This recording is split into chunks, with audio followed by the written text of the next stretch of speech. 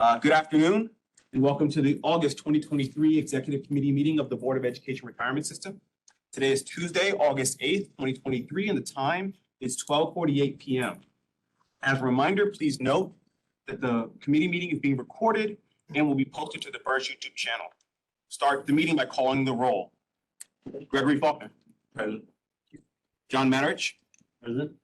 Corinne Apollon. Present. We have a quorum. I'd also like to note for the record that alternate executive committee member Frank Ciravella is in attendance in person. Board members Mahisha Sapp is here in person, and that board member John Dorsa and Lily Chan are appearing via WebEx. The first item of business is to consider the minutes from the executive committee meeting held on July 13th, 2023, a summary of which was included in your packets. May I have a motion to consider? Thank you, Greg. May I have a second? We need a committee member to give a second. Thank you, John. Thank you, Corinne. Any discussions on the July 20th committee meeting minutes? May I have a motion to approve the minutes? Thank you, Greg. Second, John. All those in favor, please say aye. Any opposed? Any abstentions? Motion carries. Before we get to our first discussion, I would like to note a few housekeeping items. So the new schedule for the panel for education policy just came out, and the meetings look like they're generally scheduled for the third Wednesday of the month. In addition, it is my understanding that the Board of Trustees meetings will most likely be held the fourth Tuesday of the month to accommodate not being the same week as the PEP. Just want to note for the record that committee member Sheree Gibson's in attendance and committee member Tony Giordano are also in attendance. Will be taking place of Greg Faulkner. So just saying again, the new schedule for the PEP is out. Third Wednesday of the month. Typically, our meetings have been the third Thursday of the month so that we can meet right after the joint NYCBERS meeting so it can vote that same week. I know it's difficult to accommodate all the meeting schedules and things like that. We want to be as accommodative as possible. For September at least, would anyone object to having the meeting on Thursday, September 14th? So that'd be the second Thursday of the month. Any objections to? At least we can hold that for now. That's not all right. All right. And then I think moving forward, we want to send out a poll to see what dates will work best for the committee moving forward. Like I said, you all have a lot of meetings, a lot of committee meetings. There's kind of votes, there's the calendar for closings, all of that, taking all that into account. So we'll schedule Thursday, September 14th now, and then we'll send out a poll moving forward to see what works for a meeting moving forward. If folks don't mind meeting back-to-back, third Wednesday, third Thursday. Again, that's a lot, but otherwise we can find a date that works, that accommodates everybody's schedules given where the PEP meeting is going to be. The PEP meeting can be held going forward. So any questions, general comments, initial thoughts? We'll go from there. So perfect. So the next item on the agenda is an update on the candidate portfolios and asset allocations. May I have a motion to consider? So moved. Thank you, Tony. May I have a second? Second. Thank you, Corinne. So the bulk of this presentation will be from our consultant, Siegel Marco, and we'll share that in a second. But I did want to set the stage for how we arrived here and the next steps before we have that discussion. So our discussions related to asset allocation really began with Salido's presentation on bear markets and long-term risk last October, before we had a formal resolution. From there, we had discussions related to the evolution of BERS's asset allocation. So where we've gone from 2009 till today, which I think can really be described as a series of moves taking on more risk. So you move from public markets to private markets. We've gone from international equity to being overweight U.S. equity. We've gone from investment grade fixed income to high yield fixed income. And then within investment grade fixed income, we move from government bonds to corporate credit. We also discussed the BERS financial conditions, which have improved markedly from the trough in 2009 to today, where we estimate that will be 100% or more funded when the final numbers come out later this year.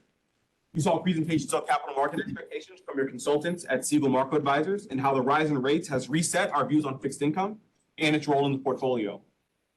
You also saw presentations on how to incorporate investment liability risks into our analysis and how we can, on the margins, think about tail risk when we're thinking about asset allocation. Finally, we also discussed how the risk in public and private market manifest themselves in the portfolio and how those differences end up flowing through to the actuarial contributions, which when we think about it from a long-term perspective, the cash flows and the contributions from the city being an enormous kind of more support part of our analysis. Particularly, I think when cash flows are declining. And the upshot of this all being that there are times when having immediate information from public markets makes sense.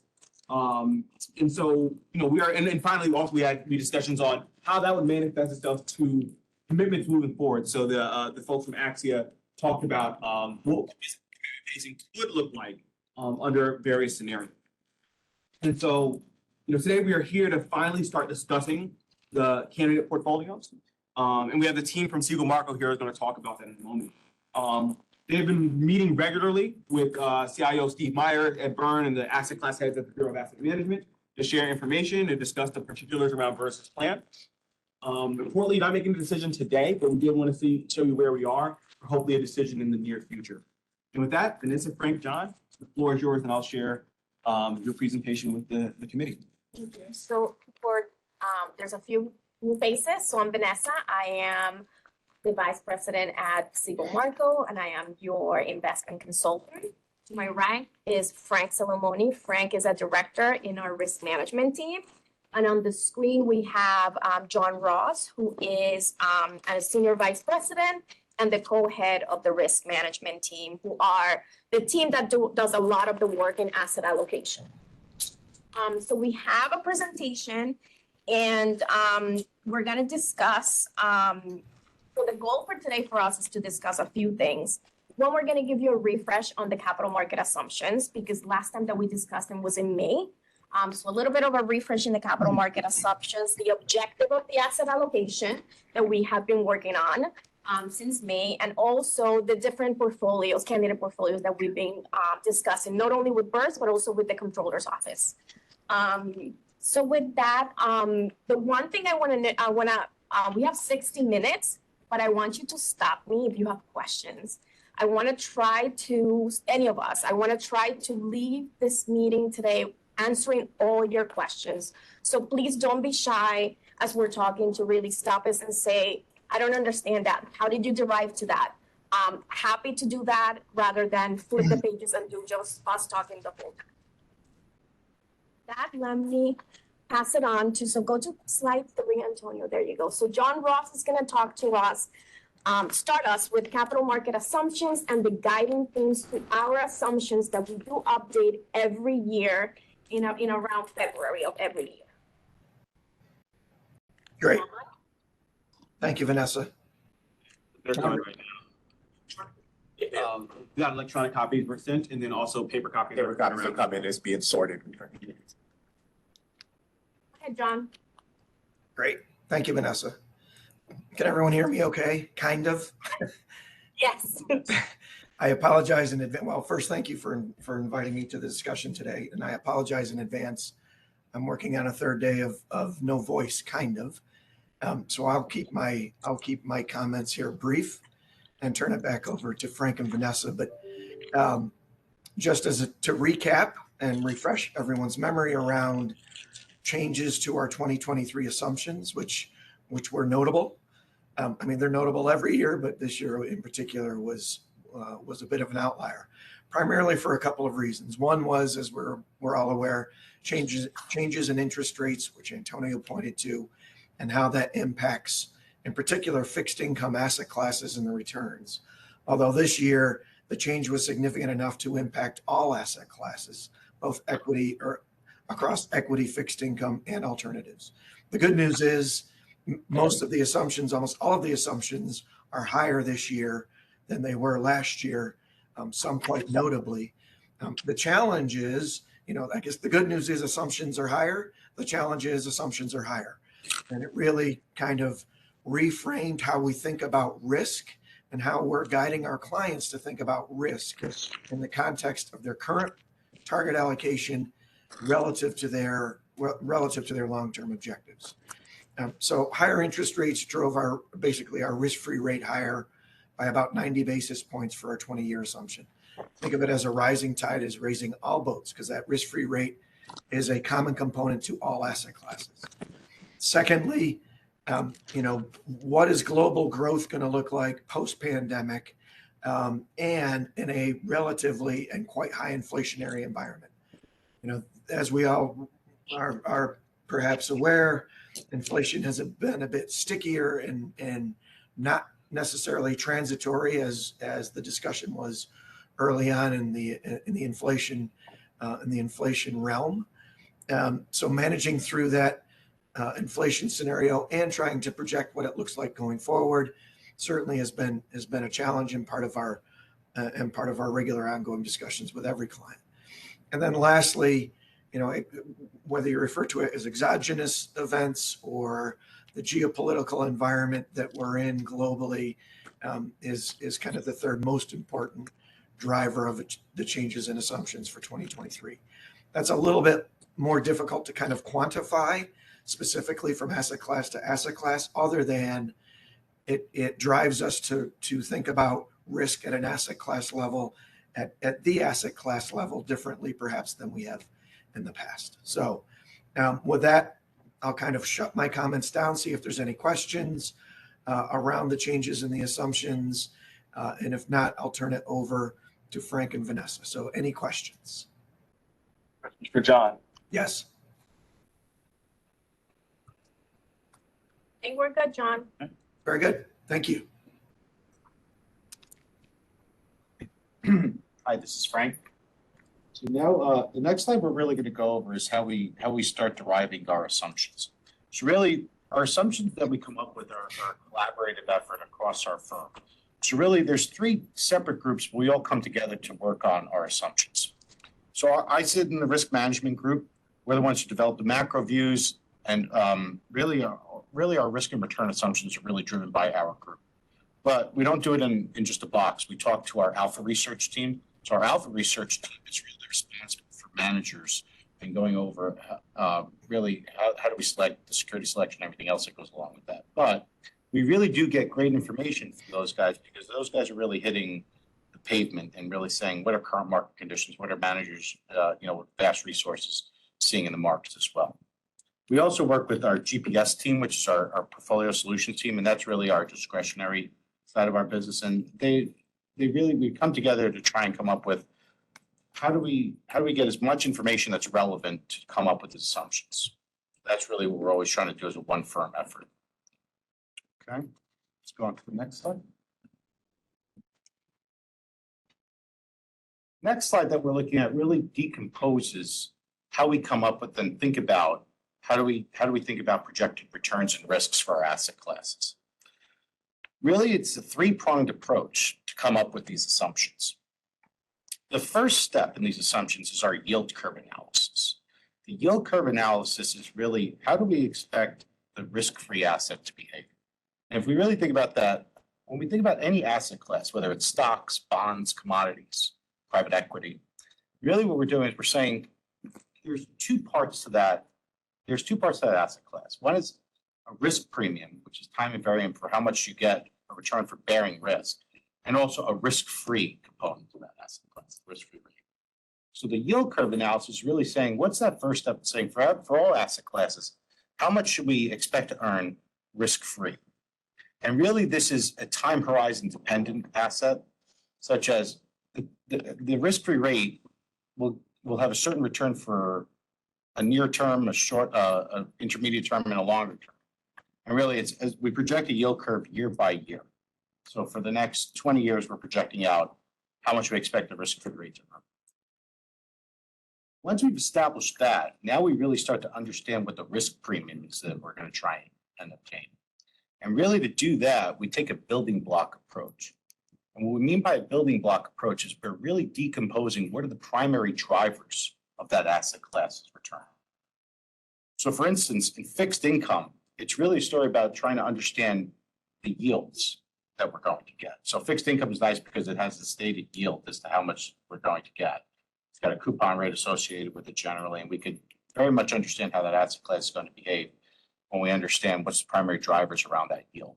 When we get into something like equities, equities have other drivers to it that are particular to that asset class. And this is really when we start to understand things like growth, economic growth, inflation, valuations, how much we're paying for all this. So once we actually decompose all these asset classes, the building blocks, We then use something called the capital asset pricing model, or reverse optimization model, to really do a check on those, to really say, given where the markets have allocated this capital, do our assumptions make sense? And that really serves as the third check and the third prong to this whole analysis. And really, what we're trying to cover here is we're trying to say, how much should each asset class be expected to earn, and how risky should they be? And that's really what we're trying to do from this triangulation approach. Does anybody have any questions with that? I know that's a very meaty slide. I actually do. How do you determine your assumptions? Just out of curiosity. Sure. So, go ahead. Second part of that question and the measuring tools, like, what do you base it on? Sure. So that actually varies asset class by asset class. So if we're thinking about risky assets, we could start off with something like equities. Equities is an asset class that we pay a lot of attention to, because that really underpins and it's related to a lot of other risky assets. A lot of risky assets are related to equities. Now, if we think about equities, equities are really driven by, if we had to break that out into 4 component parts, we think about it as inflation, dividend yield, real earnings growth, and then valuations. So if we think about equities, we're decomposing that into 4 additional blocks that underpin that. So really, if we look at inflation, we actually make an inflation assumption each year. We're projecting out how much should that be, and for instance, that's been raised obviously after we just went through this whole bout of inflation. So then we're adding to that a dividend yield. So our dividend yield then is derived from looking at how much dividend yields are in the general environment right now. So we could actually look at that number, and that's just taking the dividend divided by the price. Now from that, we really then try and understand what's that piece of economic growth, real economic growth that's going to drive, basically be existing in the economy. And that really turns into a story of GDP, it's labor force growth. We're looking at a lot of metrics there. And in addition to that, we're also saying how much, from a valuation perspective, how much do we expect to pay for all these earnings going forward? And that's really where we're going to do an adjustment. So those are our real building blocks of equities. Now that's going to be very different from something like fixed income. So for core fixed income, a really good predictor of how much you should get over a particular horizon, a longer term horizon, it's really say fixed income has some kind of duration attached. Now, if we could say we're going to hold it through that duration, or at least to that duration, we should expect to earn around the yield feature. Because really our analysis, we're focusing a lot on. Now that obviously won't hold for a given year, but for over a longer period of time, it will tend to converge. I could keep on going. Things like alternative asset classes, something like hedge funds. Hedge funds and alternative asset classes are normally derived from saying it has some relationship to traditional asset classes, such as stocks, bonds, commodities. And since we make assumptions for asset classes like stocks, bonds, and commodities, we could then say, if we know the relationship, these alternative asset classes, these primary asset classes, we could then say, if we know the relationship, then we know how much extra you should get on top of it. That's how we really build up the building block to the alternative asset classes. And we have a lot of slides that actually will go over exactly all these numbers that are going in there. We really want to try and establish theoretical underpinning to all these before we even start to delve into saying dividend yield might be 2% on equities, or real earnings growth might be something around 3%. What we really want to say is what's the intuitive drivers amongst all these asset classes, and how do we get to this? So that's really what we're trying to do. Don has a question online on WebEx. Don? Yeah, just to clarify, so the assumptions they're using are based on market performance. They're not taking into account any decisions the board have made regarding divestment or anything else, right? It's really unrestricted what the asset class would do, and then presuming we'll just overlay that, any of those decisions the board has made through the years on top of that? Correct. So these assumptions are really passive assumptions and how we think the asset class as a whole will perform. Gotcha. So this wouldn't take into account particularities around like divestment, such as oil or gas.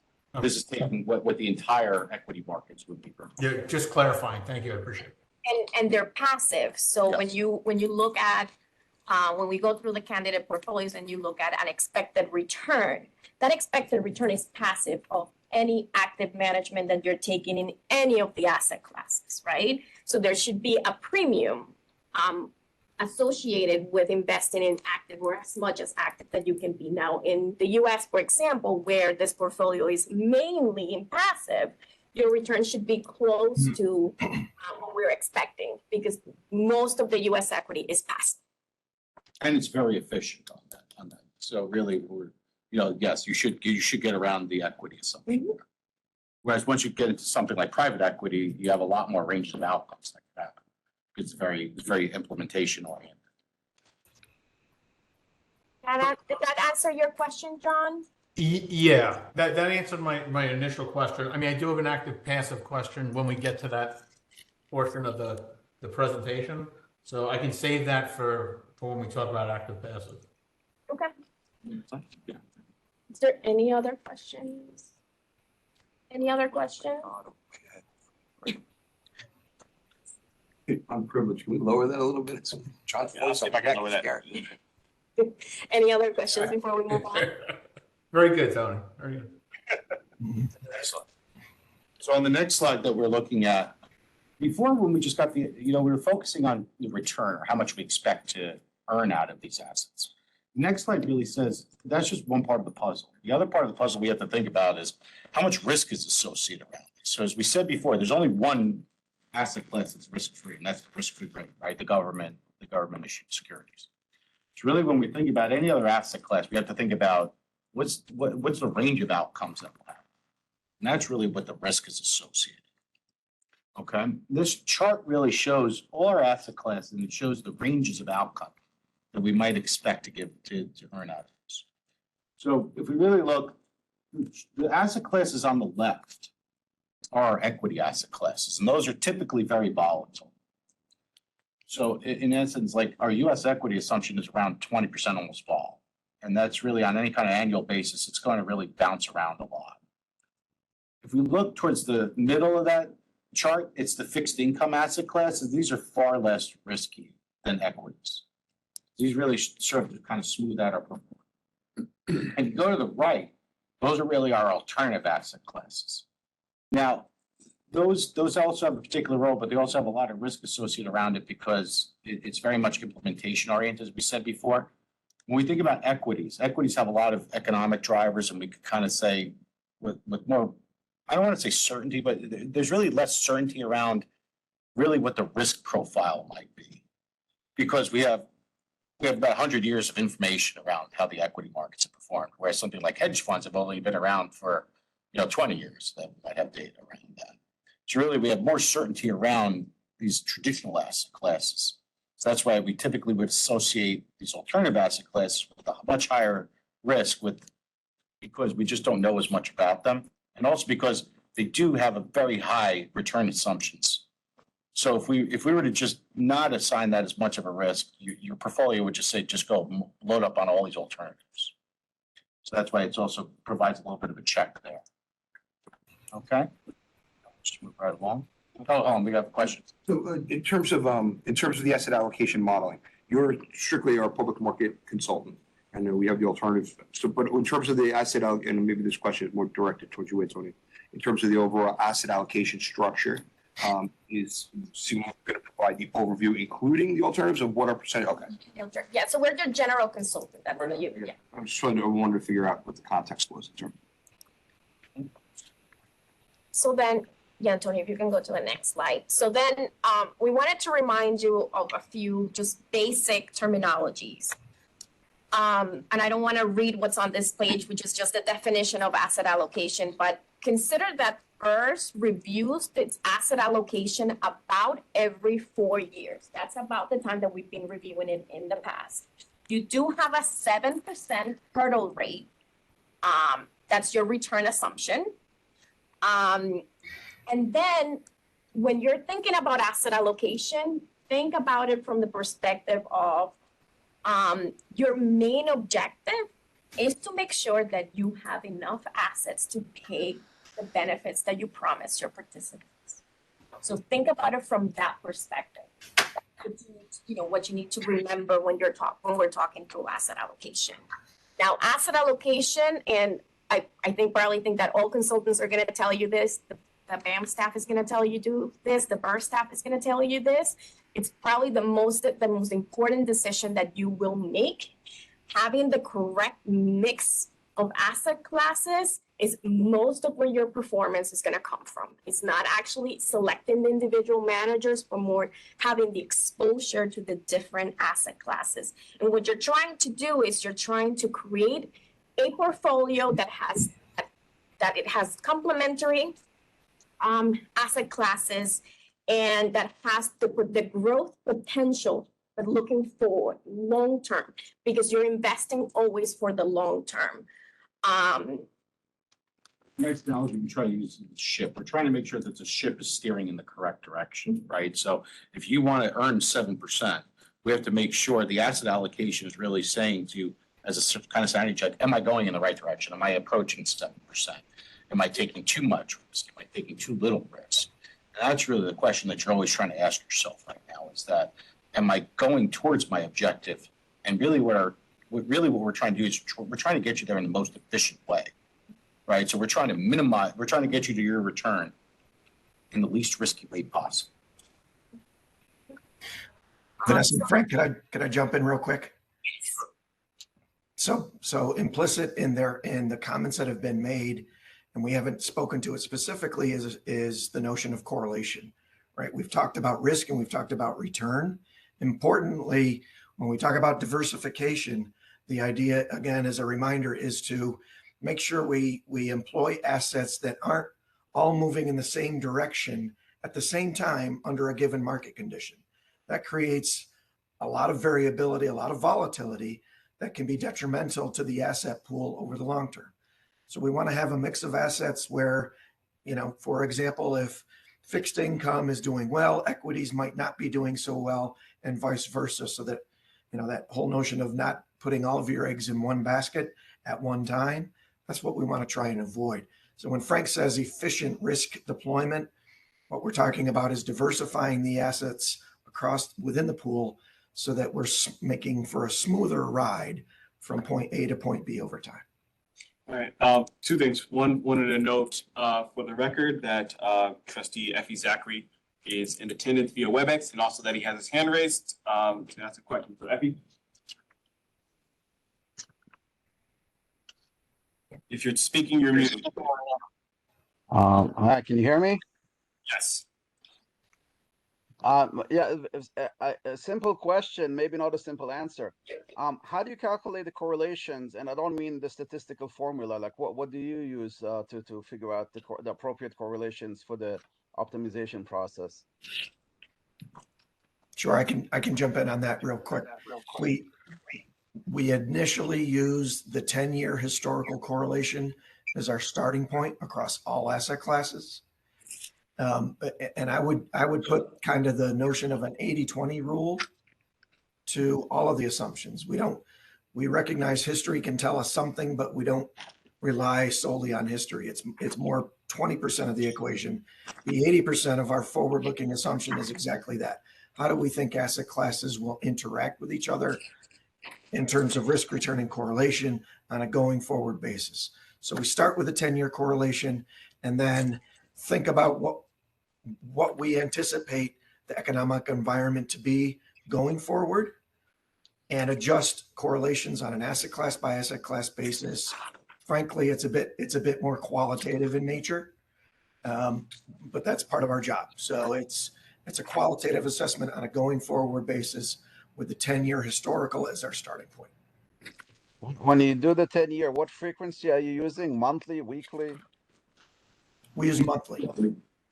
Monthly, where monthly is available. It's available. All right, thank you. Mm-hmm.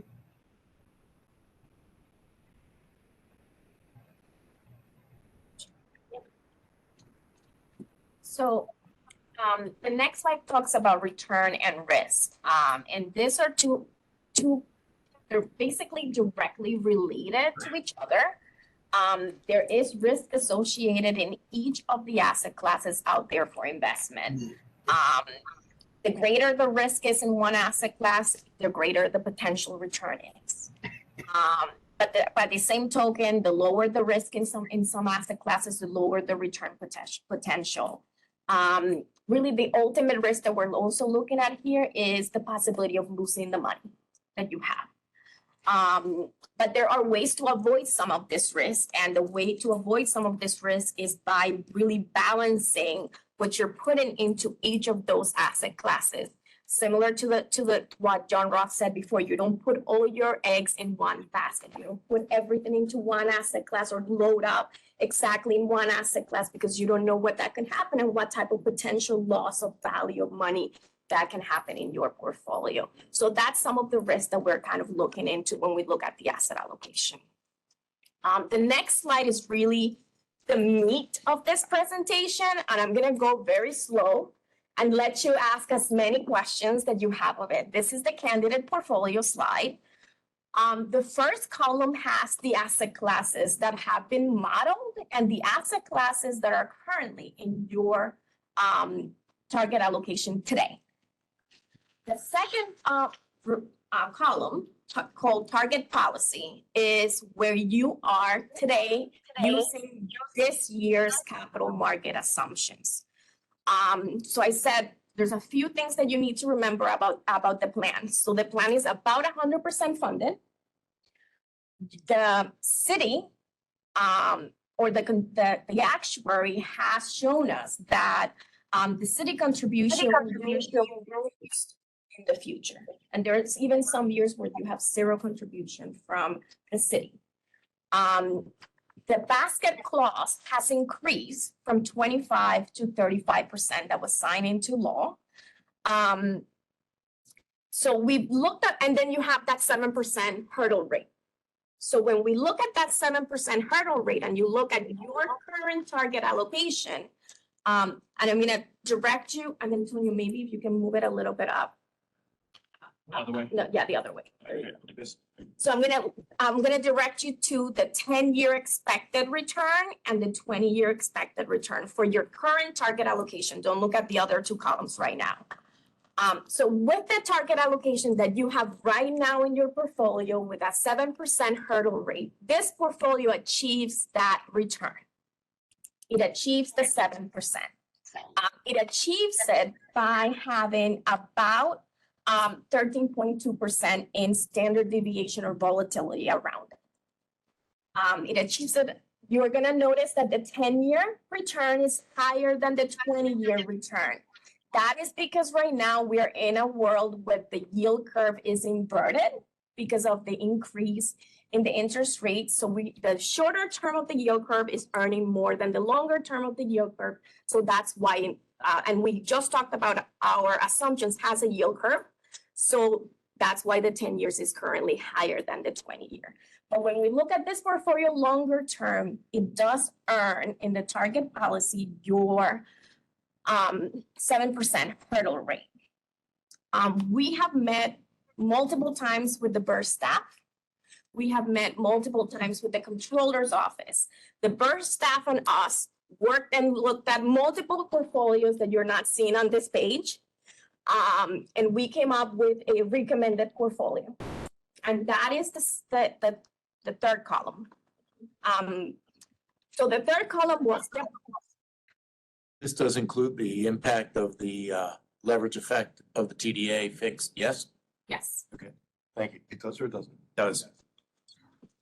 So the recommended column is really the portfolio that the BERS staff and us worked together to get to. We wanted a portfolio that achieved over that 7% hurdle rate. And if we could get any sort of reduction in risk, we would take it.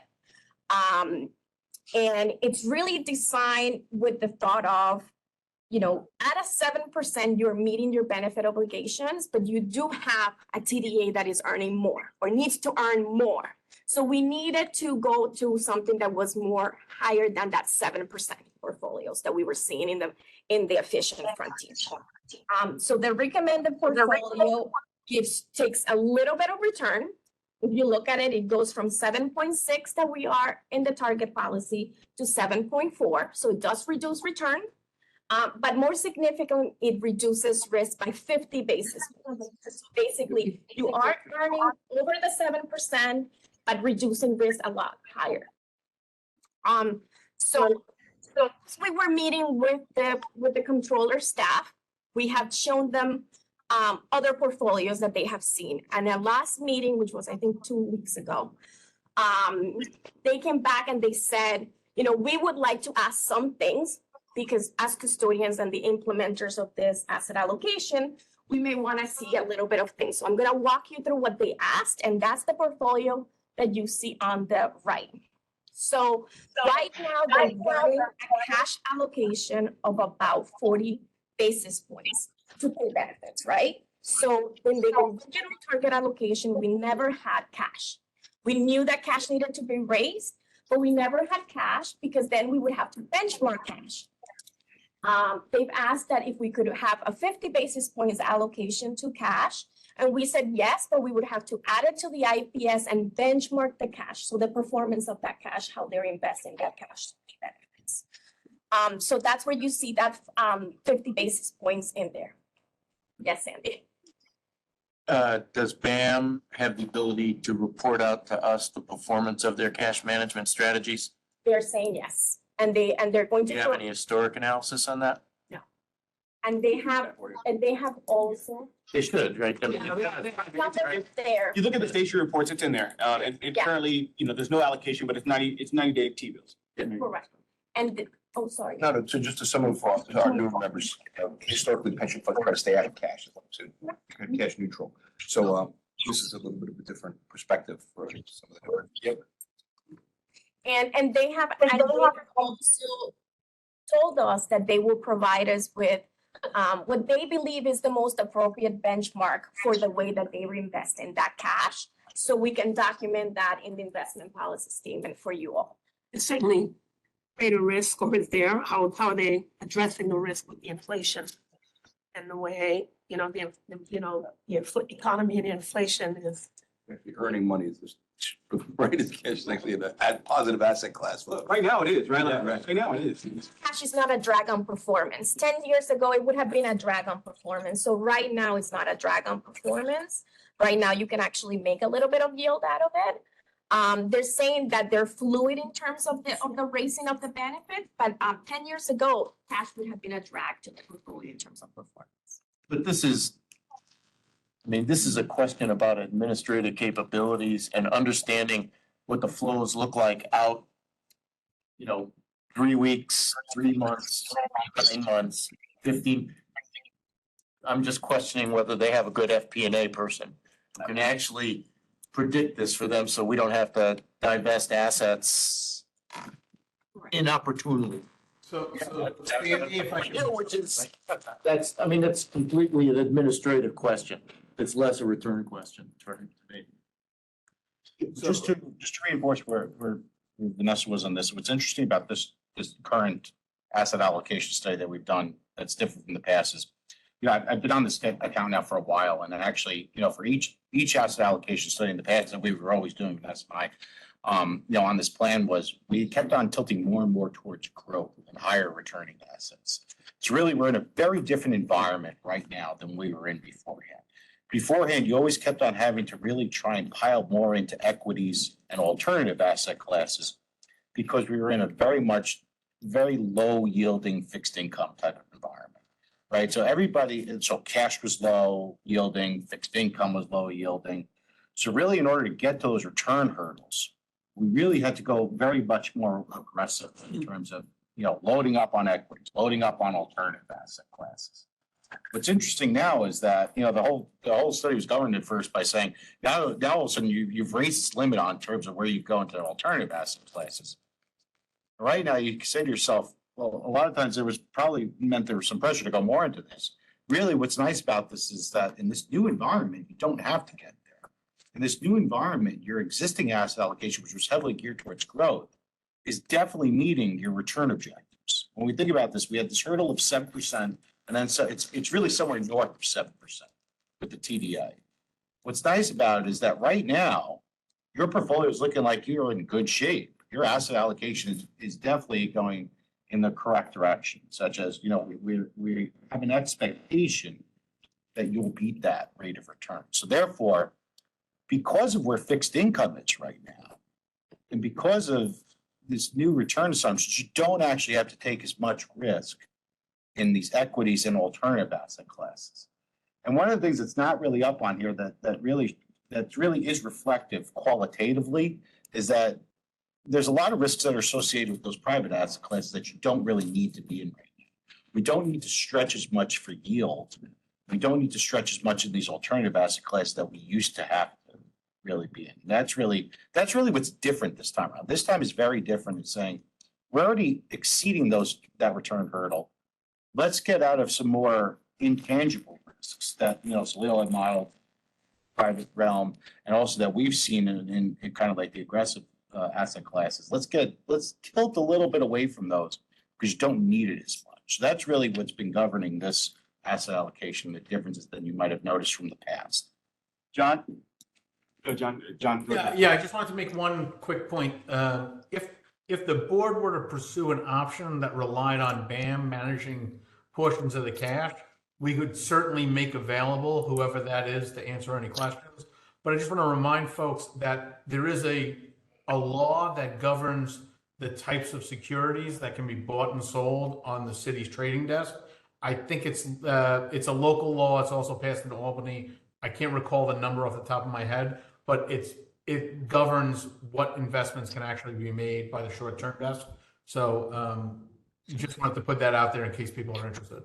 But if we were to pursue that, we could certainly address any of the questions people have about the capabilities of the team and what the historic numbers are. Thank you, John. Tony? Yeah.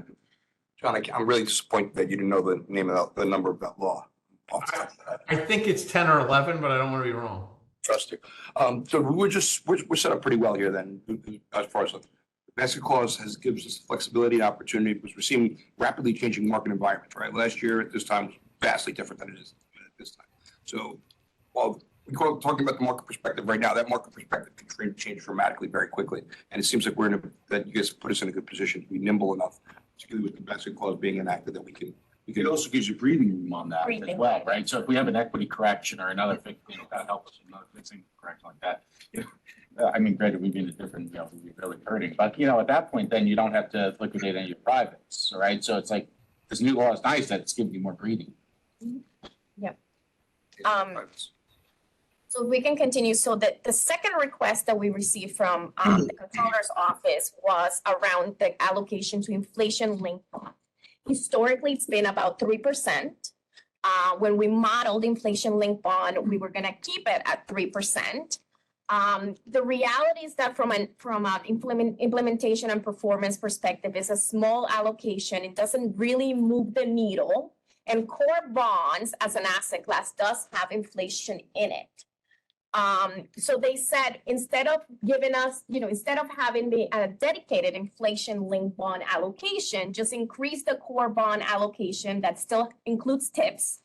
And therefore, we don't have a dedicated inflation-linked allocation. To be honest, when we ran the numbers, there was not a significant plus or minus to having the whole allocation going to core bonds. So that's where you see. So if we concentrate just on the top 4 asset classes that you have on the screen, you see cash going to 0.5, 0% in inflation linked, and then that differential going into core bonds, which seems like a higher allocation to fixed income in general. But when you look at the combined numbers, it's really only a 1% increase to fixed income as a whole.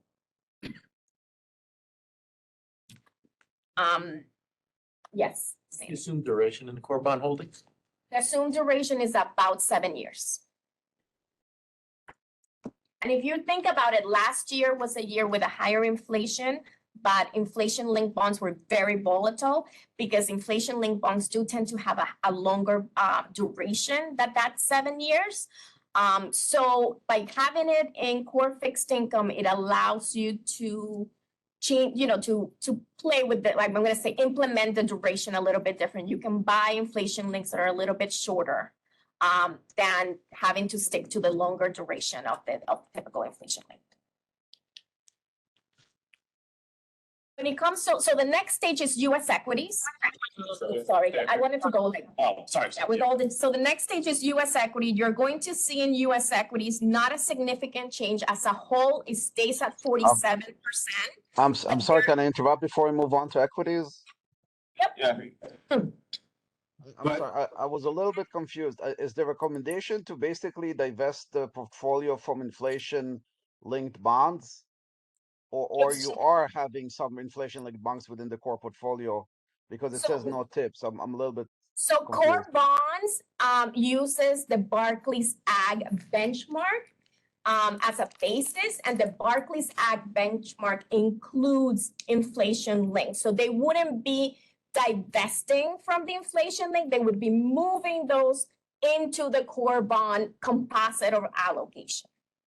so basically attracting Barclays. That's basically the idea. Yes, the core bond is the Barclays benchmark, and that is the benchmark associated in your IPS as well, and that includes tips. All right, thank you.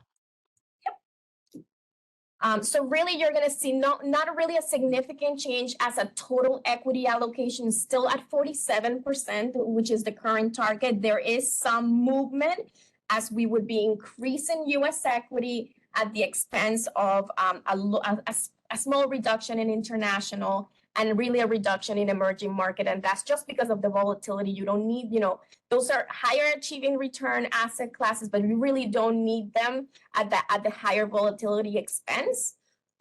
So we would continue to have I would say a domestic bias in the US. And then within the alternative allocation, there is one request that the controller's office did ask, and that was to maintain private equity at 9% instead of reducing it by 8%. We had wanted it to keep it at 8% because you don't need to load up on private assets and the volatility and illiquidity of that asset class to achieve the return of the portfolio. We don't think that a 1% reduction is significant. It will adjust your implementation plan going forward, though. So your commitment pacing plan that Axia puts together for all of you right now is based on that 9% target allocation. Going forward, that's going to be reducing that commitment pacing because there would be, the target would be 8 instead of 9. So that was the one thing that we did not agree with the controller's office. In also alternatives and real asset, the second ask was, if you had seen this presentation in May, you saw real estate divided between core and opportunistic. We are combining it, and that was a request from the controller's office because not every environment is suitable for either core or opportunistic in real estate investing or implementation. So therefore, by combining it into just the real estate, in times when the market is more feasible for core real estate, you can invest into core real estate. When there's times where there's more opportunistic out there and you can invest into opportunistic. So it just gives you a nimbleness that you did not have before. Before you had to stay with 4% core and 4% opportunistic.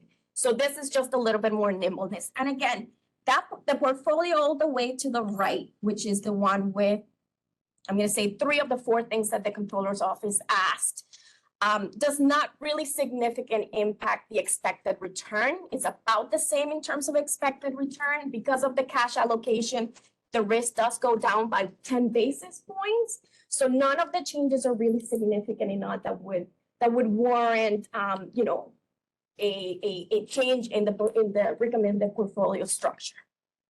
So the main goal here is that we're getting you to even just still have that same return. I mean, it's just a very, very slight sacrifice and just a little bit of return, but we've reduced your risk of it.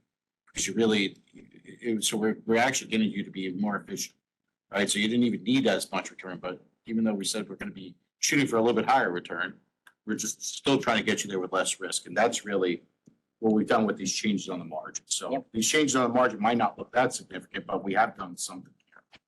So whether it's tangible and also the intangible ones. And the next slide just talks on basket close, and this talks to Tony's question. There is breathing room now from the basket clause because using the target allocation that we have right now, we're closer to that 25%. And in the new target allocation, you're closer to almost 21% of the portfolio in basket close. So there's a lot of breathing room that you did not have before.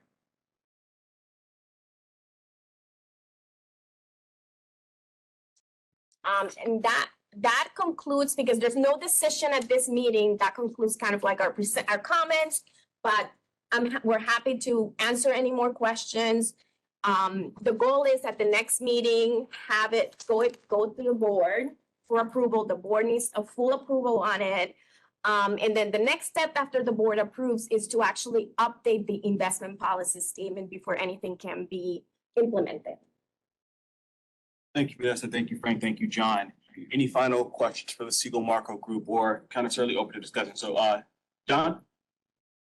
Yeah, so I just have a simple question. So if the intention is to potentially go passive on a lot of the public market strategies, how do we balance that with our desire to have more diverse managers if all we wind up doing is giving it to large passive managers? Is there a way to, has Siegel Marco explored what the opportunity set is for us to find good, active, diverse managers, or are there passive managers that we've been missing through the years that would satisfy that that goal, I guess, or effort, for lack of a better term? So there is a passive manager that is actually a diverse owned firm. Drumline, I believe is the name of it. So in US equity, where most of the asset class is passive, the reason why BlackRock has it is because a BlackRock, a State Street, have the market breadth in terms of trading that a firm like Drumline would not have. But that does not mean that you couldn't take a portion of your passive and give it to a diverse firm like Drumline that manages passive assets. We haven't done a passive search in a while. I'm going to say at least 10 years.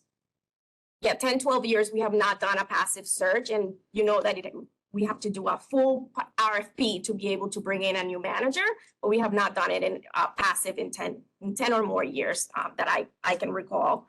The issue is, or what you're going to see when a formal RFP comes out, and let's say it's only on passive US equity, a firm like State Street or a firm like BlackRock is going to come down with a fee that is significantly lower, but that's part of the trade-off that you give. And you don't have to give the whole allocation to one firm. You can have multiple firms.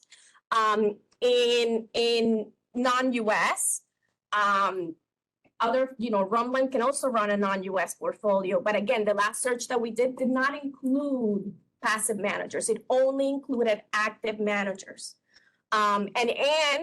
And active managers that pass not only Siegel Marcos, but as you know, it needs to pass at least one of the other cities' consultant to even be considered for due diligence at the controller's office. So you need to have at least votes from 2 consultants on the 5 systems to be able to get put into the first list.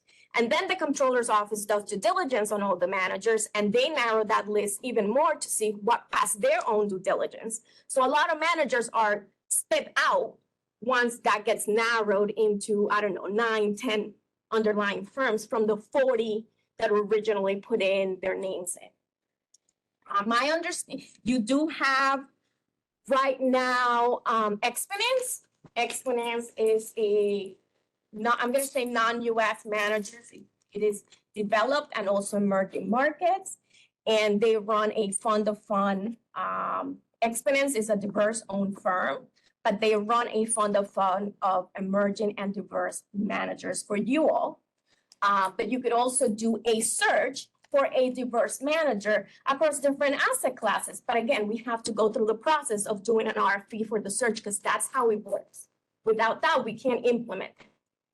Can I answer the question also one other way? And I think this is why I think Salil's analysis that was done earlier, like late last year and earlier this year was so powerful. because it included the desires of the board around the portfolio. At the same time, it talked about, kind of the overall portfolio construction, right? We have a number of things that we look at. There are a number of policies of the board that need to be implemented. When we think about, and I want to be clear about this is purely around, I'm calling it using the term of art of allocations, of risk budgets, of kind of active management, our percentage of active in passive. But why I think it's so powerful is that the ability to say, okay, we want X amount of standard deviation in our portfolio, let's say, or our tracking error around our portfolio. Let's call it, historically, it's been about 1.5%. And then the tracking error around our policy in the public markets, 1.5%. We can spend that how we want, right? And it can be done in a few ways. So if you look at the declines in international equity, right now we are 100% active in international equity across the board. We have no indexation in international equity. So we spend a lot of that budget there, right? But if the budget is saying, hey, actually, we want the portfolio to look like this in a different way, well, this is the budget that's saying that we can spend it how we want. And I think that's really kind of important. The idea is that, so in addition, we have legato, right, in small cap, right? Because at the same time, we want to make sure we're not setting anybody up to fail, right? And so, for instance, we think there's some alpha in small cap equity. We think there's some alpha in international equity. Maybe not to the point where we have 100% of it active, right? Maybe there's some type of balance there. But I don't think that, I think big picture, and this is done with all of us, with our sister systems, with the comptroller's office, with Siegel, Vaxia, everybody, right? And ultimately, we all as decision makers on this. But I think how we would like to look at it is we have as much as we want to look different than the policy benchmark, right? And you can expand that. You can say, actually, we are comfortable not being 1.5%, but maybe 2.5%. We're actually comfortable looking even more different than the policy benchmark. But when we do that, got to understand that also means that if you're going to get outperformance, we got to expect underperformance too. Or you have to at least be fine with underperformance as well. And at the end of the day, y'all the trustees, your name is on the decision, so it's your call. Well, sorry, Coney, yeah, it's your call, right? Like, my name's on the decision, your name's on the decision. And so what I think overall, I don't think they'll be mutually exclusive. I think the other systems have this desire as well, right? And so I do think that in concert with everybody working together on this, we can get there. But understand from your perspective that moving one direction necessarily means that there may be some trade-offs in the other direction. We get nothing for free in this, right? And so the real question is, are you all comfortable with the deviation a little bit higher than the policy benchmark? Because there's also upside to that, right? Like let's be real, there's also a lot of, there could be potential upside to that as well. Understanding that it's two sides of that coin. And like I said, one of the things we thought about is certainly in international markets where we have not seen really outperformance in the same way we've seen the beta in the US,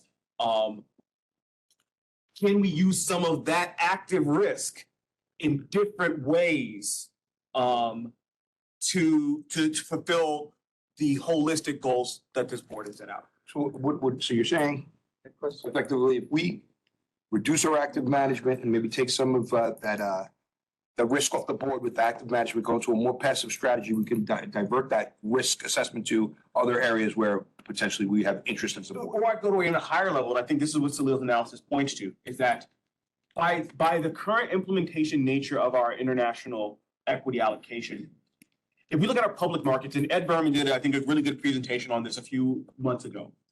If you look at kind of, all right, in leaving aside private markets for now, if you just look at where we spend our active risk budget, where do we spend the limited amount of deviation we need to be away from the policy portfolio, where do we spend it? We spend it in international equity. If we free up some of that, We underperform. yes, especially our emerging markets. Like, let's be like, it's been a low beta, but also it's been against the benchmark. It's been BERS's worst performing asset class, right? And so we have conversations about that another day. I guess what I'm saying is that, like, let's say that frees up. I'm making up numbers here. Let's say that frees up 50 basis points, 60 basis points of active risk. We can spend that somewhere else, right? And that's the toleration that we have for that deviation. Again, you all can also tolerate more deviation, right? From the policy portfolio. And we're not saying the policy portfolio is the be all and end all to everything. What we are saying though is that it is a lot though, right? If you look at, the slide that Frank and Vanessa and John just showed, the policy portfolio is like, it's a lot of their outcomes, right? It's a lot of their outcomes. So, it's not the be all, it's the be all, might not be the end all, but it's half of that, right? And so or more than that. So I guess the larger point is that it is, and I think John Dorsey's point on this, that there's a balancing act that we all have to do when we're thinking about this. And none of it comes for free. And that's not to discourage any one decision. It is to say that when you all go back into that room before you have to vote on something, that's the priority, like how you weigh those kind of priorities in implementation in the discussions with the sister systems, with the discussion with the comptroller's office, does play a huge, I think it just has to be kind of considered altogether in that mosaic as we're putting together the strategy and policy. And if I can add, from implementation perspective, the one point that I'm gonna call it a sore for me is a search takes a really long time. I know there's a policy of doing an RFP, but you should not take 1.5 years to implement one asset class. I'm sorry, but it's, we work with other public plans. It is not like that in other public plans. So that was gonna be my question. Why does it Like, take so why long? one is what the length of time is, but why does it take that long? Cases, but that didn't. Why, so the process starts with the search that goes out to the public and all the managers that want to participate in the search and getting a lot of information. Then they go to all the consultants for our recommended lists and they get 3 lists. Every manager out there, some performance information, and then our buy rated or recommended rated managers. But I think that because they're doing their own due diligence and they are limited resources at the controller's office or the resources that they have to go out and do due diligence on each of those managers. A firm like us maintains relationship with all the managers, right? So they're already in our system. We are constantly doing due diligence. So there's very little refresh that we have to do, but when they're doing a search from one contract ending to the next, they have to refresh everything that's out there that makes that list, right? So it does become a lot of more work for them to do that. And that's what lengthens the process. The reality is that this past one has taken so long because of COVID. COVID got in the middle, adjusting to working from home, people not being able to do on-site meetings, people being sick and things like that. So this one has taken the longest. In my opinion, but I feel like in general, the process is a little bit lengthier than what I see in other public plans. And I'm gonna be totally transparent. So it's more lengthy here at BERS than anywhere else, or is it? In New York City. So it's all the systems, right? It's all the 5 systems. It's not just BERS. It's all the 5 systems. The searches happen on behalf of the 5 systems, right? When a contract expires, or there's a need for a different implementation that wasn't there. And that's all held and managed by the controller's office?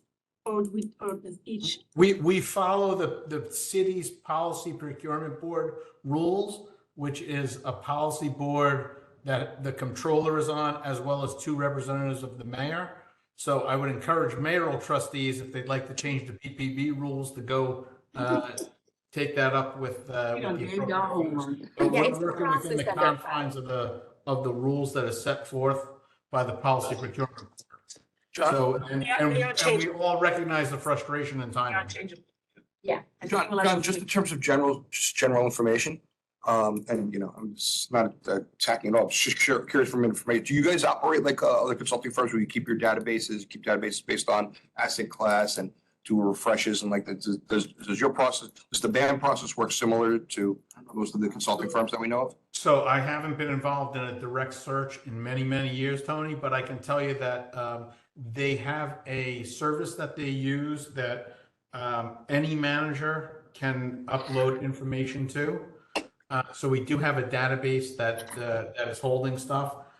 Each of the consultants uses various different databases, if it's proprietary or if it's one that a vendor uses. It might be the same one that we use. So there is a database. Our searches have take a lot of time, but there's a lot of components to a city search that don't exist in many other municipalities. And to remind folks, and we say it all the time, right? The same search we use to buy pencils is the search that gets used for investment managers. That's the law that we have to follow. So our flexibility in that it doesn't really exist. There are certain things that we could certainly do to help improve the process, and I anticipate sometime in September the boards will hear more about the process. I think that's the overriding context that makes this a little difficult, is that we're working within the rules that are not necessarily designed for investment management. I'll say that. As a follow-up, and I was going to bring this up during new business today, so it seems to fit in. Now, at the end of the search process, we're given one manager to either say yay or nay to. In the search process, and I know in days of yore, because I'm super old now, the boards were given multiple, or at least an opportunity to interview the finalists, 2 or 3 finalists from each search. Do we even know, or are we provided the list of who the second and the tertiary managers were? Yeah, we provide a full breakdown of who participated, who made the finals. I've never been around for that. What the final recommendation is, what the scoring is on those managers. We usually provide that when we do a public market search. So the BAM team will provide you a summary of how the search happened, how long it took. Initial list of 80, went down to 40, went down to 20, went down to 5, okay?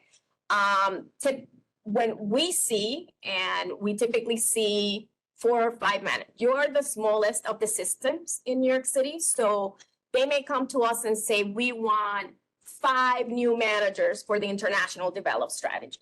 The other systems will have 5 new managers, and we're going to push them back and say, for $8 billion, for an allocation of 9%, 5 new managers does not make sense. So then it becomes a negotiation between the BERS, the BAM team, and us, to see what is the right number. And the managers have to be recommended by us. So there may be a manager in there that is recommended by another consultant, but not by us, okay?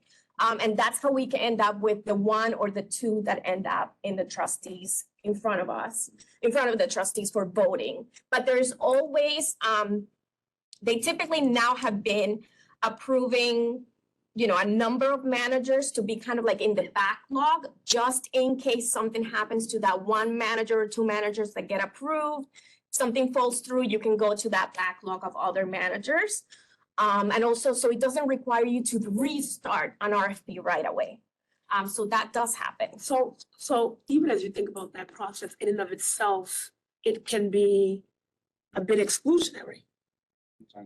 Right, but that's what I mean, because of the time it takes, if there's somebody that we decide we'd love to even think about that diversifying, right? And working with more, diverse money managers, this long process lead time seeks to be a bit exclusionary, because even if we identify somebody, we have to go through this whole process. And how long is the process? Like 2 years, year and a half? No, so the last search has taken about 1.5 years, 2 years.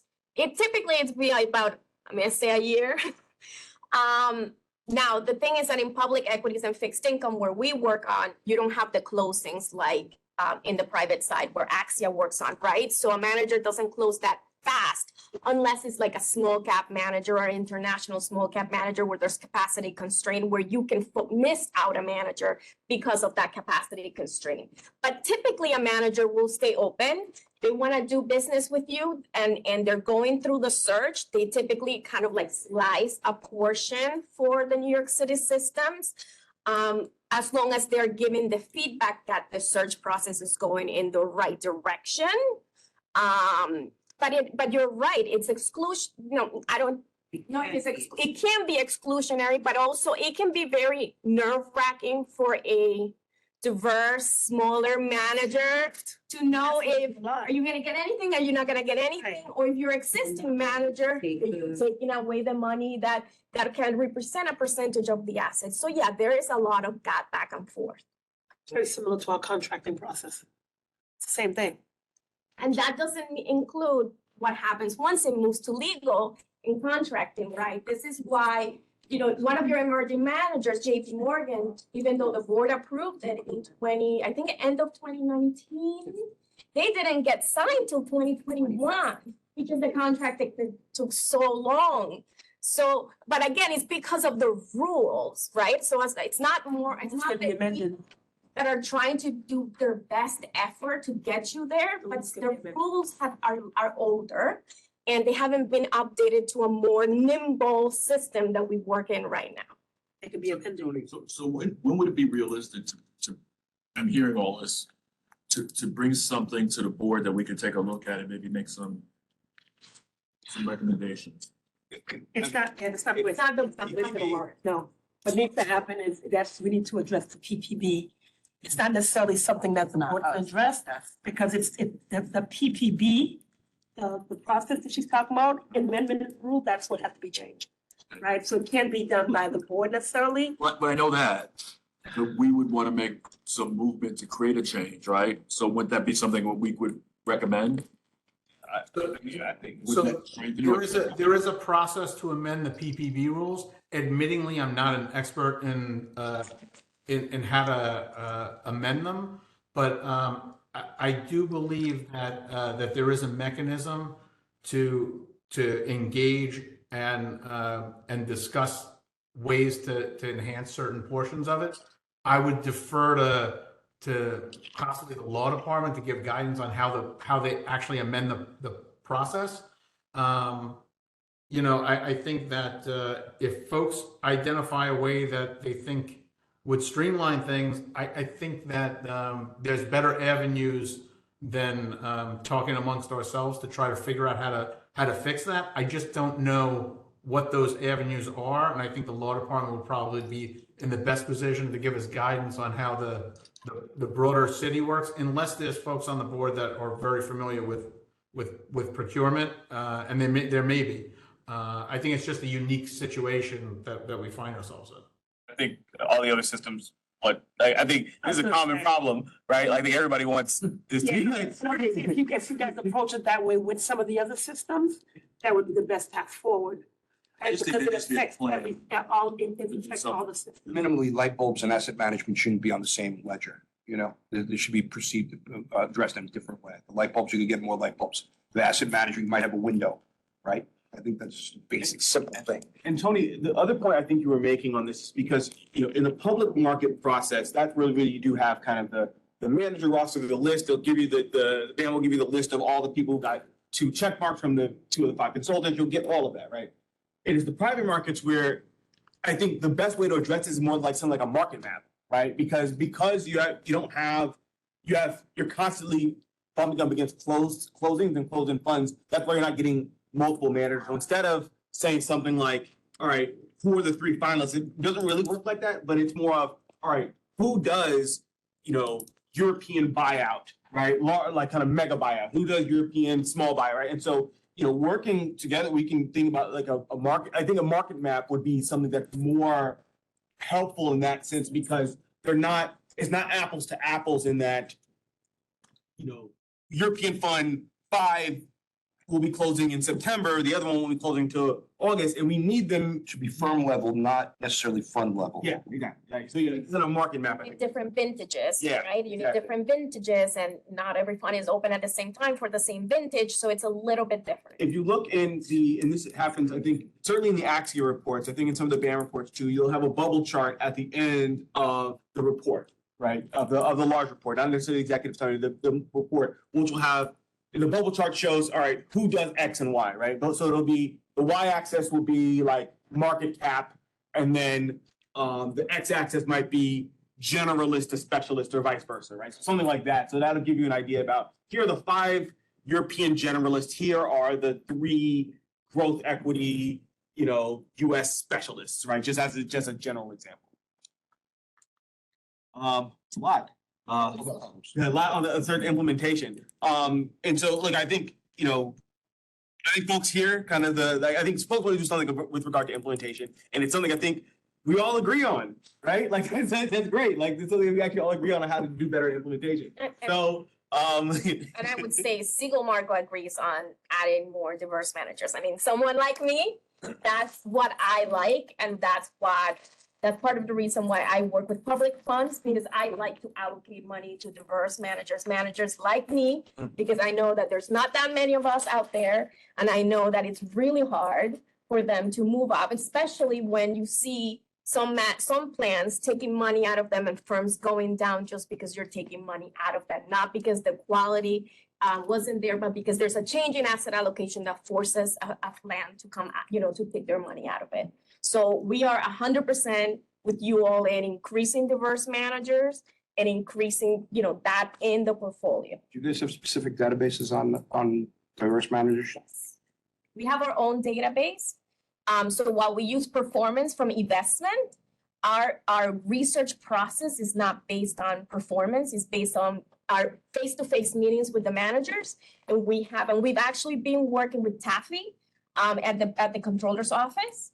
And we've had meetings with her about what we look for, how we talk to the managers, how we help some of the managers that are moving in the right direction, and how we keep a database, even with firms that may not be institutional today, but may be institutional in 2-3 years, to then present them to clients. on that note, I want to say one last thing before we head to executive session, because we do have 2 managers for your consideration. Oh, sorry, the hand, Effie, go ahead. I had a couple of quick questions, and I'll just say very quickly that in my experience in finance, there's definitely no free lunch, as Antonio mentioned. But my 2 questions. First, if we do go from a more active type of manager to a more passive type of manager, I understand that like returns and volatilities are hard to predict, but transaction costs are fairly predictable. How much can we expect to save in transaction costs if we move to a more passive type of investment portfolio? Quite a bit. I mean, like, I mean, we'll give you the estimate on the top of our head, but like it could be substantial. Yeah, I'll add that when I look at. That is basically like improved returns with almost zero volatility, right? It's like certain returns. I don't think we could replicate our BlackRock investments internally and compete with their Right. costs. They're costing everything, right? They have no like. There is a reason why you use BlackRock and State Street. They own the market share. They can trade very nimble, and that's what, that's why they are so large and passive, because they can trade extremely nimble and save clients like yourself. I mean, your BlackRock strategy on the US equities, I think on a management fee is like a basis point and it's like almost free, because they can trade very nimbly. Right. And that's where, when they come and compete with another firm that is not going to be as nimble because they're not as large, they're massive. Highly automated. When we did our own investment, they just said, well, give us CUSIPs done overnight. So in big picture, if you think big picture, we are either indexed or essentially what's enhanced index for about 33% of the assets, give or take, right? So essentially, like, although we're not purely passive in government fixed income, we're essentially passive in government fixed income, and then US equity, we're probably 90% passive there. So you're really talking, so it's about 1/3 of the assets are currently passive. And really, I think, look, the idea is certainly, I think we're gonna be adding some indexation to international. Like, I don't think I'm speaking out of school by saying that. But yeah, so you're 100% correct. Like, there is definitely substantial transaction cost savings from not from going to a large index.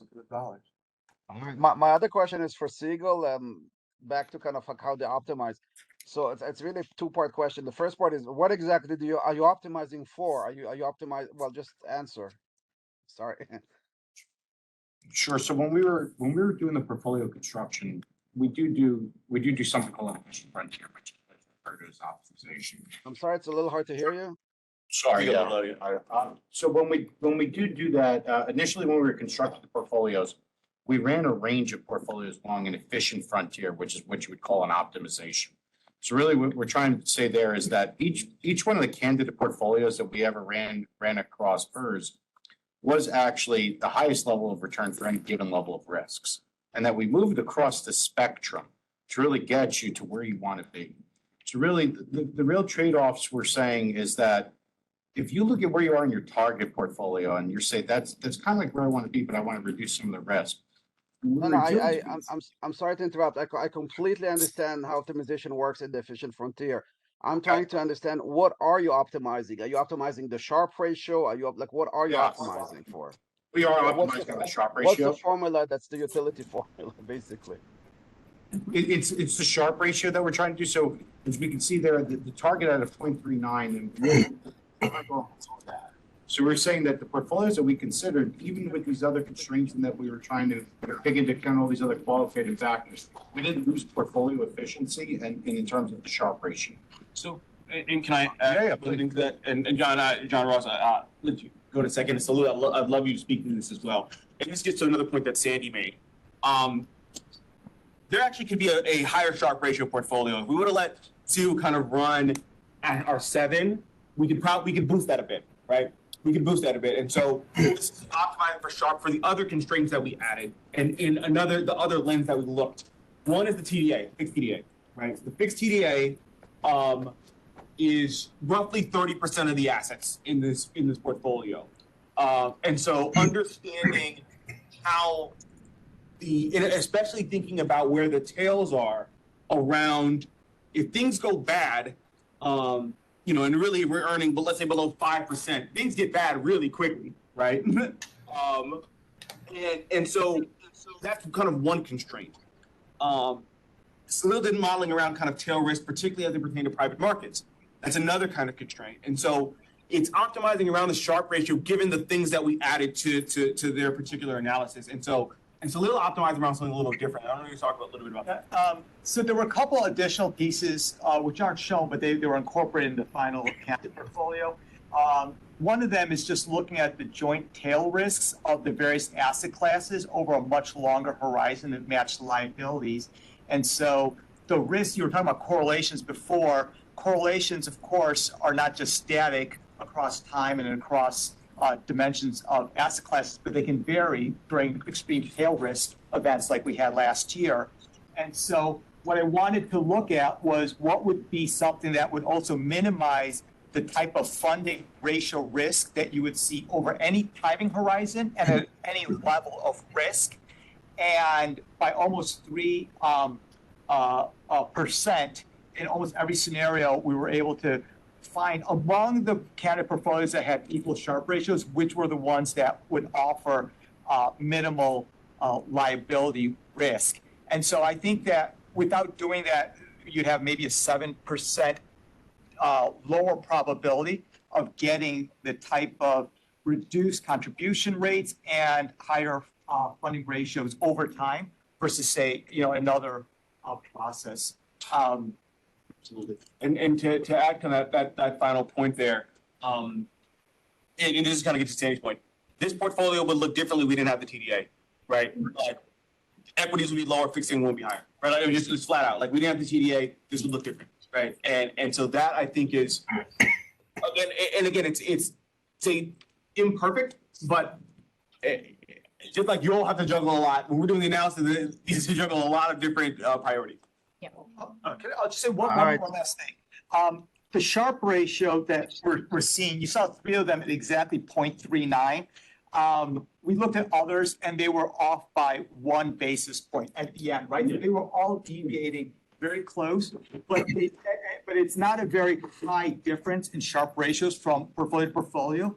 And the statistical confidence around that little bit is very large.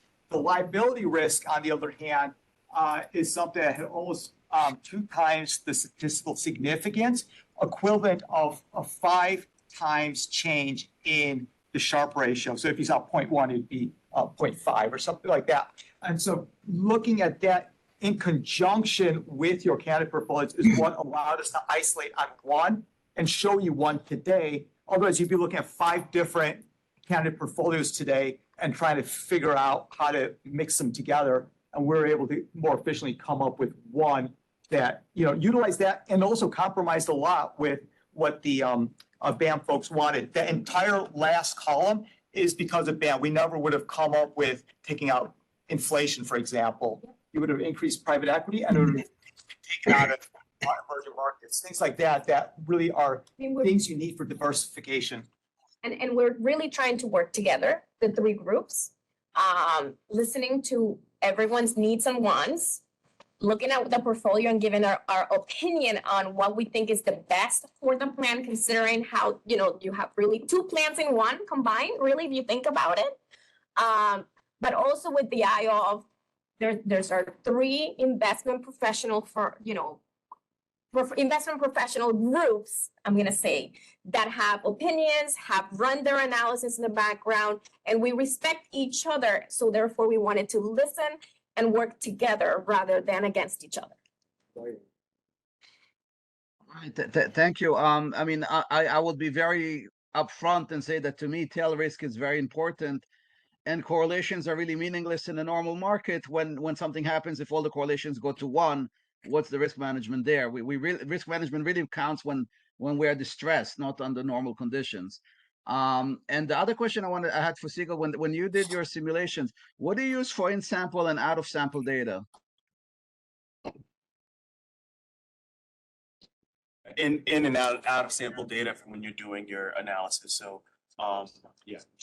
I mean, so when we're doing in sample, it's kind of like, you're talking about like, do we use like the last 10 years to see the volatility or the correlations versus I'm not quite sure as to saying what's in sample or out. Our assumptions are really geared towards forward looking. So it's not just considering like, it's not just backward looking on that. Yeah. They ran an optimization. I'm the one using the actuary data. We ran stochastic simulations outbound.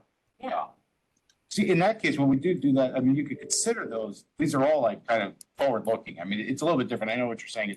It's to try and seed that model, try and say, if we used 5 years of data, then we included 3 years that you're projecting that's not included in that sample set.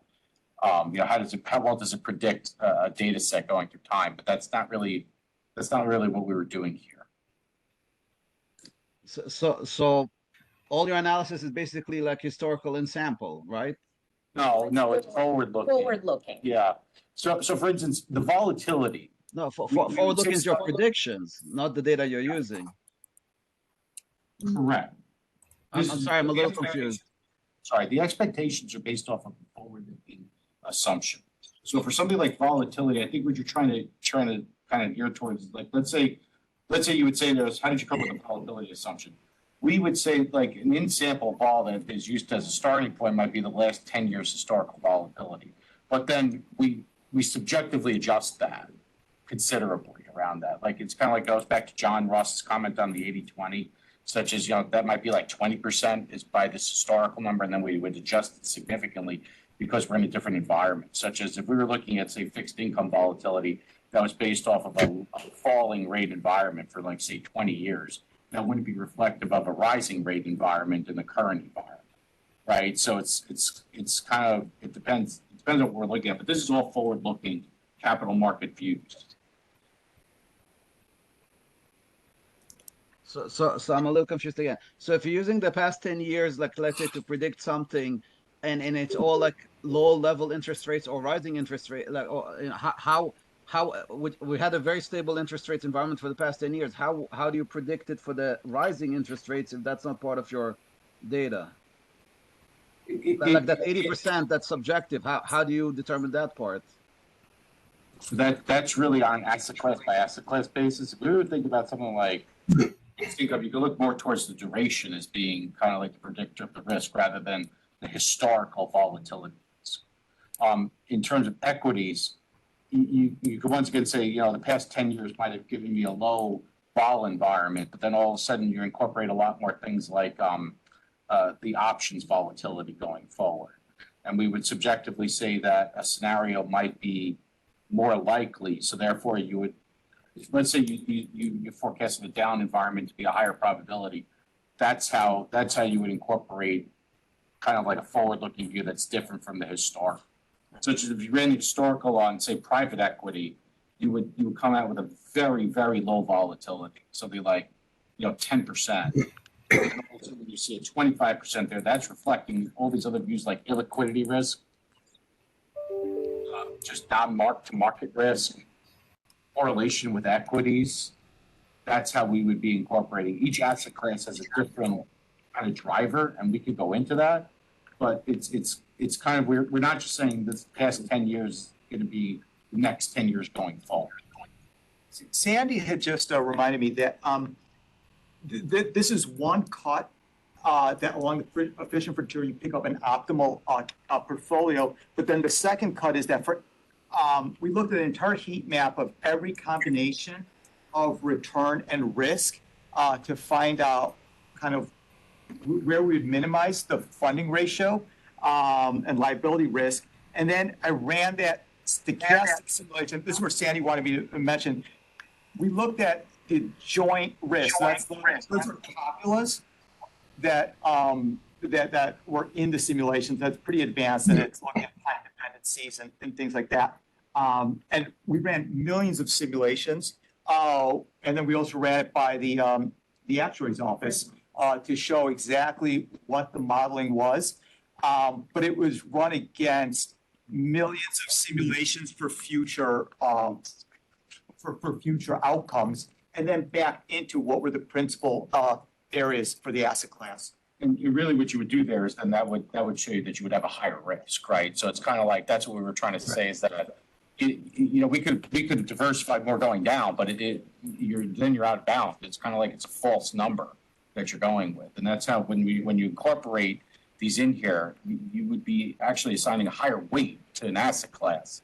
Whereas once you actually do account for that, that's why we weren't changing much, because really you wouldn't want to tilt towards these asset classes, which have like a really rosy view until you take that into account. That's really allowing you to have a fuller reflection of the risk, is that once these risks do manifest themselves, you lose that so-called fake correlation benefit, that diversification benefit that goes away. Yeah, well, and so, no, Risk management analysis with Salil. no, and I think that's, to that point, kind of, this is just for today. We have, a month and a half between today and the next meeting. And so happy to set up conversations with trustees one-on-one, in group settings, ready to go through the analysis in more detail. I think Salil's always happy to kind of walk through his analysis as well. And so I just want to say, this is for your consideration today, no vote today. And, so we will make sure to keep you posted for our different conversations, another call with BAM later this week. So with that, the final two items on the agenda today are fund investment recommendations. For public officers law, section 105(1)H, executive sessions may be held if the discussion is about the proposed acquisition of securities. Can we keep securities? We'll go to executive session and take a break. I think so with that, can I have a motion to enter executive session? All right, thank you, Tony. Second, thank you, John. All those in favor of moving into executive session, please say aye. Aye. Any opposed? Any abstentions? The motion carries. I will now report out on executive session.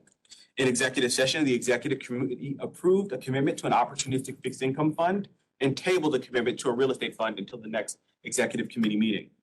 That concludes the business for today's executive committee meeting. We now need a motion to adjourn. May I have a motion? Thank you, Corinne. Second? All right, thank you, John. All those in favor of adjourning, please say aye. All right. Any opposed? Any abstentions? We are adjourned. The next executive committee meeting is scheduled for Thursday, September 14th, 2023. Have a wonderful rest of your day.